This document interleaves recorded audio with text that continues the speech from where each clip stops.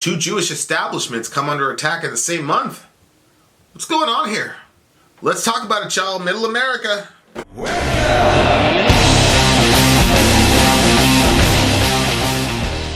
Well, this is more, the majority of the time that I do these videos, everything is sourced and things of that nature. This is just me kind of thinking off the top of my head. So we had the shootout that happened in New Jersey, where it looks like a husband and wife team came together and shot up a small Jewish community, killing both of the owners as well as a police officer.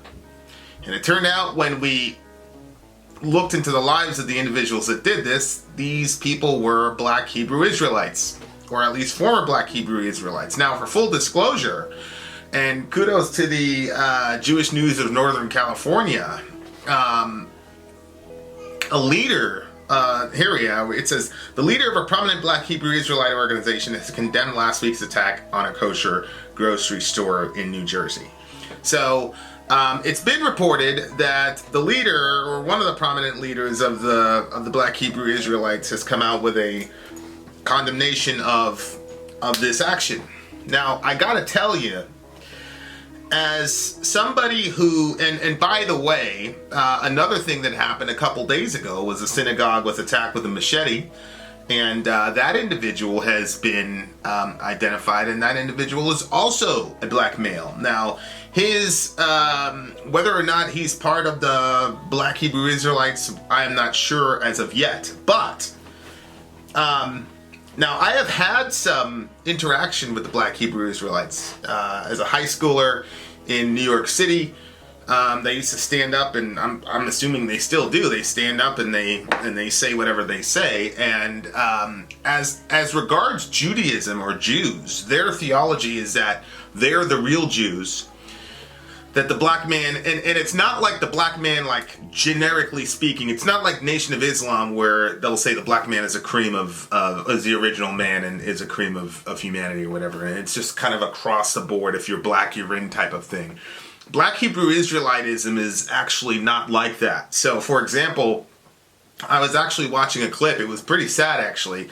It was this Nigerian kid and a black guy, and then he was talking to this Black Israelite guy, and he was saying, hey, you're having a cookout today, can we come?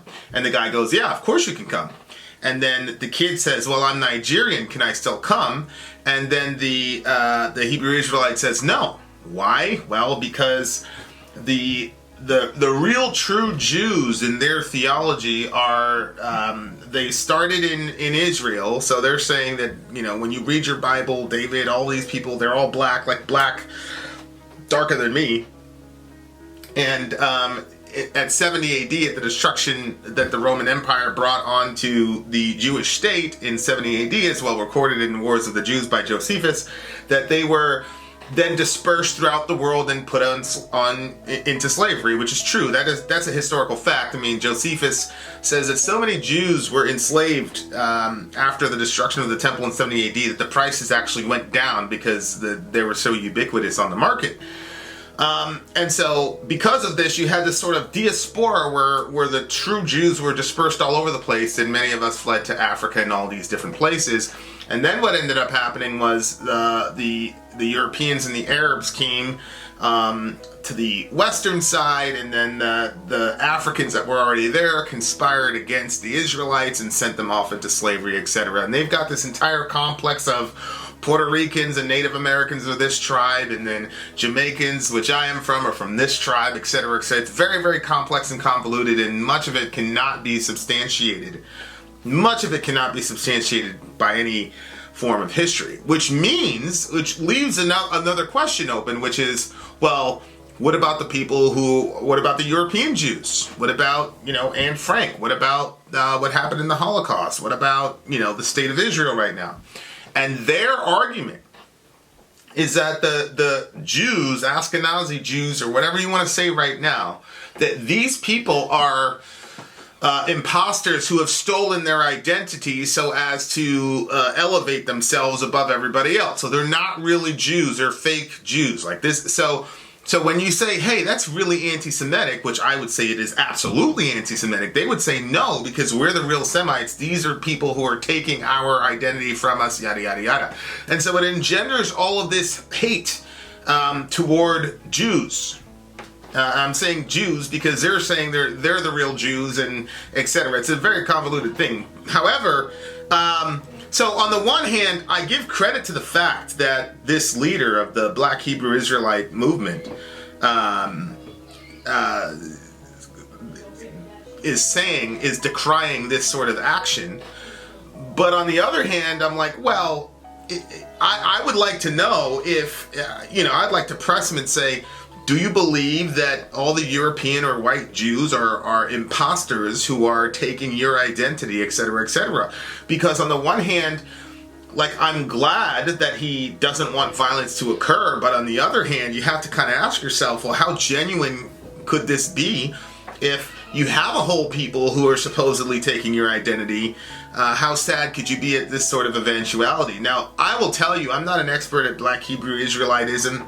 I'm a Christian, a Christian in the traditional sense. Most of my other religious studies have been about Islam and now some Hinduism. So I don't really know much about this theology. What I will tell you is I've listened to, a pretty good dose of hours on it. And these are, a lot of these, first of all, there isn't like a Mecca or a centralized sort of everybody reports to one guy. They have these things called camps, which is kind of functions very much like denominations in Christianity, and those camps are led by singular sort of charismatic leaders that they all don't report to each other. And so and they run the gamut from, soft racism to, scary, horrible, ethnic cleansing type racist.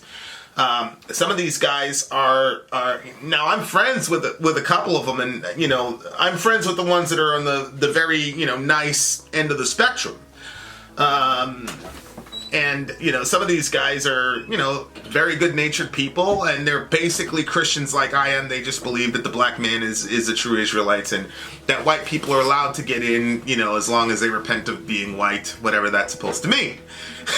Okay, so that's one aspect, and so those guys are looking at what happened in the last month and being like, yo, this is crazy, it's terrible. On the other hand, you have some extremely hateful guys who speak with a lot of violent ideation, and this to me is sort of like the pinnacle of being black in America and not being able to reconcile what happened and what continues to happen to us with the concept of justice. And so, because there is still the disproportionate racism that happens in America, you've got a whole slew of very, very angry young black men who then take that and use that as an excuse for why their lives are miserable. Now, this is a very and again, I'm just speaking off the top here, but this is a very thin line, because on the one hand, it's true that, we saw this with the crime bill with the Clintons in the 90s. I've talked about that. We've talked about stop and frisk, where Bloomberg has recently apologized for stop and frisk. We saw the Eric Garner situation where the guy that strangled Eric Garner to death didn't get terminated until about 4 or 5 months ago. This has been going on for about 3 or 4 years. So you see these things and you get very angry. But on the other side, and this is why I love Malcolm X, and to this day I appreciate the work of the Honorable Brother Minister Louis Farrakhan. You had the Nation of Islam folks saying, listen, so what? They're doing this, they're devils, they're terrible people, yada yada, but you have to do for self. That was sort of the line, is do for self, which is you can't keep depending on white people to help you, and you cannot complain when white people are making your life a living hell. Do what you have with what you have, and stop asking white people for handouts all the time.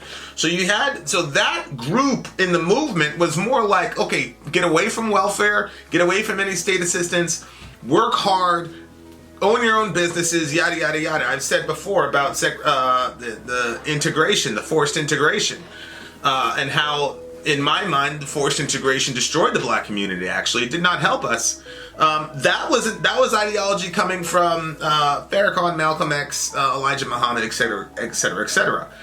And to me, that's why you do not have a history of violent outbreaks from Nation of Islam folks actually killing people or attempting to kill people in these crazy ways, because it was more about getting the black family and getting black men to realize that they need to take accountability for their own actions, while at the same time recognizing the devilish nature of what was being done to us at the time. Black Hebrew Israelites are not like that. Black Hebrew Israelites have a again, I'm not an expert in this field, but they've got a very defeatist ideology that basically we're in slavery and we're still under the boot of white people because God has commanded that. And so it engenders a lot of real resentment and feelings of powerlessness. And in my mind, it was just a matter of time until this type of, when you fuel that much hate and then you make white people almost omnipotent forces of evil that you literally cannot overcome, it creates a certain sort of nihilism that creates a situation like this where it was, to me, is only a matter of time. And so, look, man, I mean, everybody knows I have no problem saying that, I had a Pan-African mother. I had no problem saying that I'm a lover of black people. I've talked about Brother Mr. Farrakhan lots. I'm sure we will lose subscribers just at the mention of the name Farrakhan. I'm a lover of black people, but the few interactions that now I've had, and you can message me and I'll link it to you. It was a giant theological conversation that went on for 3 hours, and most of us will not be interested in it. But I've had extended discussions with these guys, and they got triggered because Sawyer was in the room. And then if you saw the comments, it's just full of hate and there's no way you can have that much hate on top of the concept of the omnipotent sort of white oppressor who nothing you do will stop them, without it creating an eventuality like this. And so, look, the most recent one, the individual that went into the synagogue with the machete, I at this point do not know if he's part of that group, but you're also stuck with the conundrum of saying, okay, do I report on this? And then if you report on it, then are you giving these people what they actually wanted in the first place, which is the glamour of you made the news? And I'm not talking about us per se, because 300 people will probably see this video. I'm just talking about just in general. I was seeing a lot of people saying, why wasn't the media making a bigger deal about this? And I just think that, the Jewish community, everywhere they go, are still a minority. So whether it's Europe, whether it's, and I don't know a lot about what happened with the Labor Party and things like that, but over the pond, I heard a lot of, accusations of anti-Semitism. Unless Jewish people are in Israel, they are a minority everywhere. And so the point is, they're always in danger. And, it's one of those things where there ought to be some solidarity between the black community and the Jewish community. And unfortunately, that has not been the case. And you can come up with, whatever reasons you like, but there hasn't been that solidarity that I believe that we should have, because they are pretty much minorities any place around the world. I mean, most of the world, most people on the planet Earth look like me, right? And so my point is that when the media goes out and makes a big deal about this stuff, you almost wonder if you kind of want to not make a big deal out of it so that you could protect these folks, while at the same time, it's the media's job to bring awareness to this stuff. I really don't know what the solution is. I do think, though, that there is a growing anti-Semitism problem in the Western world. I really do. And I think that it's something that is getting, and I'm talking about real anti-Semitism, not disagreeing with what Israel does, because I completely disagree with what Israel does. I've called it an apartheid state. I've said Gaza's a prison, yada yada yada. I'm not talking about, you can disagree with Israel and not be an anti-Semite, but what I'm talking about is the distrust the stereotypical nature of some of this stuff, and then it's actually led to the actual killing and actual physical assaults.